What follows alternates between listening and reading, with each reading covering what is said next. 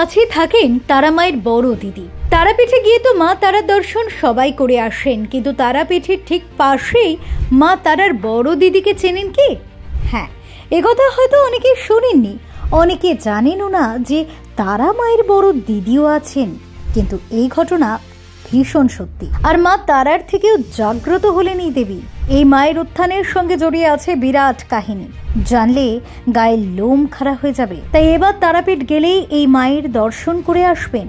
চলুন তাহলে আপনাদের সব কাহিনীগুলি ভিডিওর মাধ্যমে তুলে ধরি। কালী পুজো হোক বা অন্য সময়, সারা বছর ভক্তদের ভিড়ে ঠাসা তারাপীঠ মা তারার বিচরণ ক্ষেত্র। তবে আপনি কি জানেন মা তারার একজন বড় বোনও রয়েছে? ঝাড়খণ্ডের দুমকা জেলার মলুটি গ্রাম, সেখানেই অবস্থিত মৌলিক্ষা দেবীর মন্দির। কথিত এই দেবী মৌলিক্ষাই নাকি তারা মায়ের বড় বোন। ইতিহাসবিদদের মতে প্রায় 1857 সাল নাগাদ সাধক বামা খেপার পদধূলি পড়ে মলুটিতে। সেখানে সাধনা করে সিদ্ধি লাভ করেন তিনি।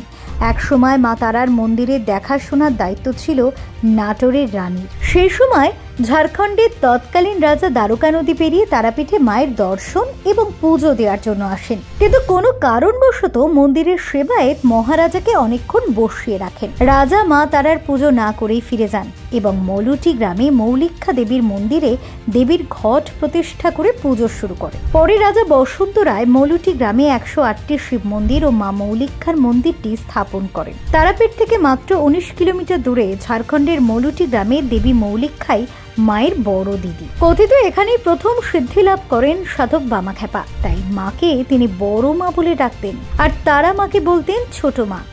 এমন অনেক দিন গিয়েছে, বামদেব সারাদিন কাটিয়েছেন মলুটির এই মন্দিরে। সহস্তে খাইয়েছেন মা মৌলিক্ষাকে। কথিত বামা খেপা তার অনুগামী ও শিষ্যদের বলতেন, আগে মৌলিক্ষা মায়ের কাছে যা, শিক্ষা নিয়ে আয়, তারপরে তারাপীঠে আসবি। এই কথার মধ্যেই লুকিয়ে ছিল মা মৌলিক্ষার শক্তি ও মাহাত্ম্যের কথা। এই মন্দিরে বহু তান্ত্রিক ও সাধকদের আনাগোনা লেগেই থাকতো এক সময়।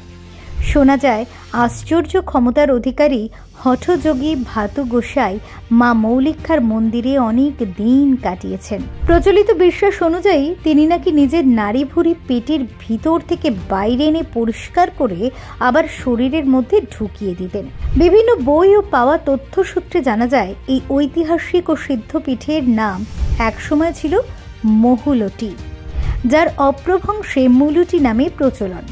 ইতিহাস বলছে কোনো এক সময় মুলুটি ছিল মল্ল রাজপাটের অংশ। এই কারণেই মুলুটির বহু মন্দিরের গায়ে টেরাকোটার ফলক। মন্দিরের গঠন শৈলী এবং গ্রামে ছড়িয়ে ছিটিয়ে থাকা শিব মন্দিরের মধ্যে মল্ল রাজত্বের ছাপ সুস্পষ্টভাবে দেখা যায়। এই মলুটির মৌলিক্ষা মায়ের দেহহীন এক রহস্যময় মুখমণ্ডলের মূর্তি দেখা যায়। এই মূর্তির রূপ বিভিন্ন সময় বিভিন্ন রকম, যা অনেক দর্শনার্থী অনুভব করেছেন।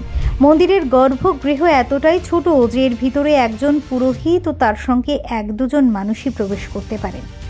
রাজা বসন্ত রায়ের আমলে মলুটি গ্রাম গড়ে তোলা 108টি শিব মন্দির সংস্কারের অভাবে ভেঙে গিয়েছে। বর্তমানে সেখানে রয়েছে 72টি মন্দির। তাই মন্দির নগরীও বলা হয় মলুটি গ্রামকে।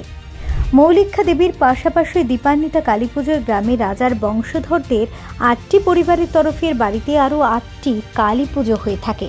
মৌলিক শব্দের অর্থ মস্তক বা মাথা, ইক্ষা শব্দের অর্থ দর্শন, অর্থাৎ মস্তক দর্শন। এখানে দেবীর মস্তকের প্রস্তর মূর্তির দর্শন পাওয়া যায়। কালী পুজোর সময় পশ্চিমবঙ্গ সহ ঝাড়খণ্ডের বিভিন্ন এলাকা থেকে প্রচুর মানুষ মলুটি গ্রামে আসেন। সেই উপলক্ষে গ্রামে মেলা বসে, চলে রং বেরঙের বাজি পোড়ানো, সব মিলিয়ে যেন এক উৎসব।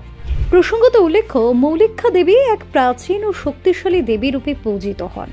হিন্দু ধর্মের শক্তি উপাসনার গুরুত্বপূর্ণ অংশ হিসেবে মৌলিক্ষা দেবীর মন্দির ও তার প্রতি ভক্তি বাংলার ধর্মীয় ও সাংস্কৃতিক ঐতিহ্যের অপরিহার্য অংশ। ইতিহাস, পুরাণ এবং আধ্যাত্মিক বিশ্বাসের সমন্বয়ে গড়ে উঠেছে মৌলিক্ষা দেবীর অনন্য মাহাত্ম্য। মৌলিক্ষা দেবীকে অনেকেই দেবী দুর্গা বা কালীর রূপ হিসেবেও পুজো করেন। বাংলার বহু অঞ্চলেও তার উপাসনা আদিকাল থেকে প্রচলিত। মৌলিক্ষা দেবীর সঙ্গে জড়িয়ে আছে বহু পৌরাণিক গল্প। একটি প্রধান কিংবদন্তি অনুযায়ী এই স্থানেই দেবী সতীর দেহের একাংশ পতিত হয়েছিল। এটি সতীপীঠ হিসেবে স্বীকৃত। অনেকের বিশ্বাস মৌলিক্ষা দেবী শক্তির এক মহা শক্তিশালী রূপ। তিনি ভক্তদের সকল দুঃখ, বিপদ এবং বাধা দূর করেন। বিশেষ করে শারীরিক ও মানসিক সুরক্ষার জন্য ভক্তরা তার আশ্রয়ে আসেন।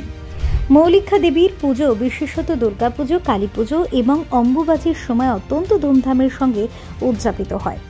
ভক্তরা বিভিন্ন ধরনের উপাচার ও উৎসর্গ নিবেদন করে দেবীর কৃপা প্রার্থনা করে। মৌলটির মন্দিরে প্রতি বছর হাজার হাজার ভক্ত সমাগম করেন। মন্দিরের পরিবেশ দেবীর আধ্যাত্মিক শক্তি এবং মহিমার প্রতীক হয়ে ওঠে।